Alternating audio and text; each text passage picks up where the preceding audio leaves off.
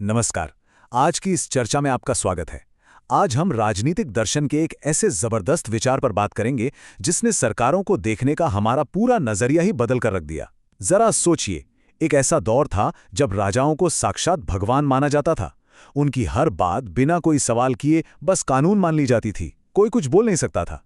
लेकिन ठीक उसी समय जॉन लॉक नाम के एक विचारक ने एक ऐसा क्रांतिकारी विचार सामने रखा जिसने तहलका मचा दिया।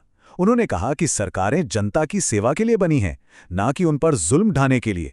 आज हम जॉन लॉक के इसी अत्याचारी शासन के विरोध के सिद्धांत यानी theory of resistance to tyranny को डिकोड करने वाले हैं। तो चलिए बिना किसी देरी के शुरू करते हैं। आगे बढ़ने से पहले जरा आज की रूपरेखा पर एक नज़र डाल लेते हैं। हम शुरुआत करेंगे अत्याचारी शासन के अर्थ से, फिर इस सिद्धांत का आधार समझेंगे, उसके बाद बात करेंगे अत्याचार की पहचान कैसे हो, जनता के विद्रोह का क्या मतलब है, इसका ऐतिहासिक महत्व क्या रहा, और अंत में इसके आलोचकों के तर्कों पर भी गौर करेंगे। चलिए सबसे पहले बात करते हैं भाग 1 की। आखिर इस अत्याचारी शासन का असली मतलब क्या है? तो जॉन लॉक के अनुसार किसी शासक को हम अत्याचारी या टायरेंट कब कह सकते हैं? लॉक ने इसकी बड़ी ही स्पष्ट परिभाषा दी है।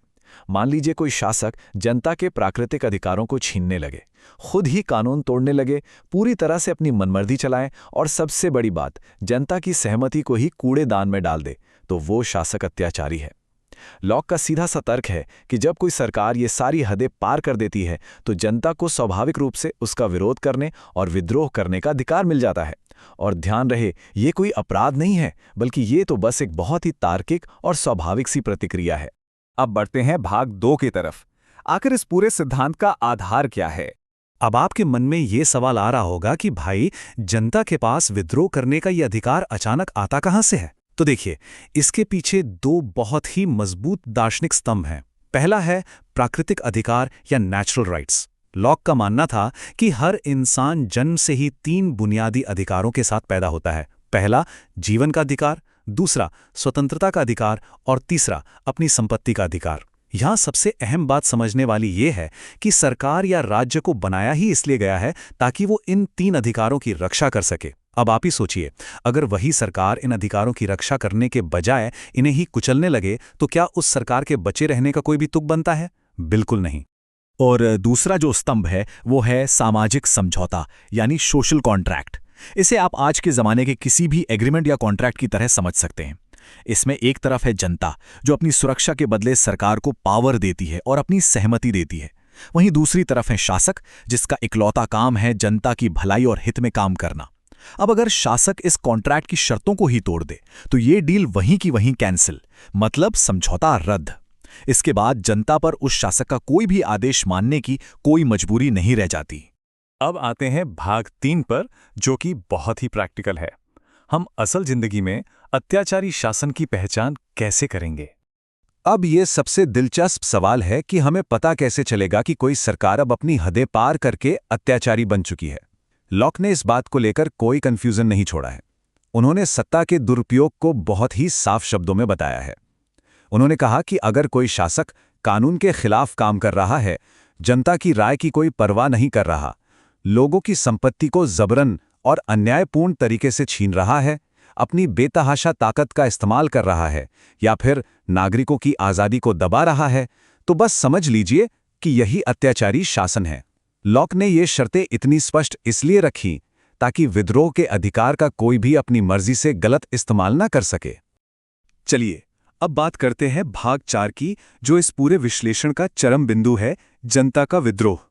तो जब एक बार ये साबित हो जाए कि शासक अत्याचारी हो चुका है, तो फिर इसका इलाज क्या है? लॉक का जवाब बहुत ही बेबाक था।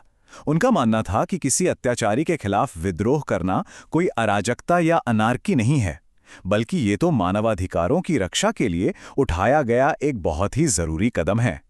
लॉक की नज़र में जब जनता विद्रोह करती है तो वो समाज में कोई बवाल या उथल-पुथल नहीं मचा रही होती है, बल्कि वो तो बस अपने उन अधिकारों को वापस लेने की कोशिश कर रही होती है जिनके लिए ही तो समाज बना था। सीधे शब्दों में कहें तो ये अधिकारों को बचाने का एक इनबिल्ट मैकेनिज्म है।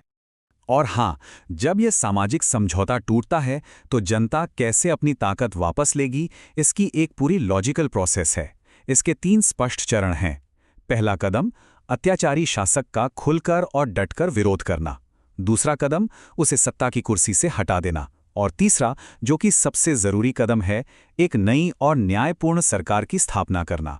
लॉक का कहना था कि सिर्फ पुरानी सरकार को गिरा देना ही काफी नहीं है, उसकी जगह एक ऐसी नई व्यवस्था लाना जरूरी है जो असल में लोगों के अधिकारों का सम्मान करे।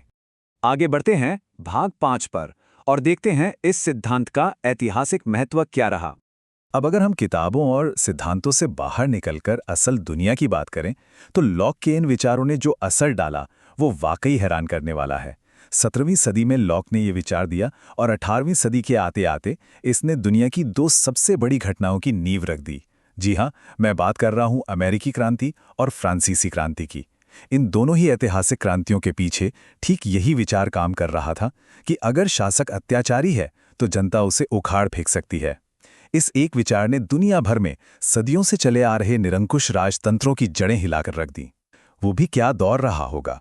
इन ऐतिहासिक घटनाओं ने दुनिया को हमेशा के लिए बदल दिया। लॉक के सिद्धांत ने लोकतंत्र को एक नई ताकत दी। इसने राजाओं के उन तथाकथित दैवी अधिकारों को पूरी तरह से खारिज कर दिया, जिनमें माना जाता था कि राजा को शासन करने का अधिकार तो सीधे भगवान से मिला है। और सबसे बड़ी बात, इसने इंसान की आजादी को सबसे ऊपर रखा। इसी विचार ने यह तय कर दिया कि असली ताकत हमेशा हमेशा जनता के हाथ में होती है, और इसी ने हमारी आधुनिक शासन व्यवस्था का पूरा ढांचा तैयार किया।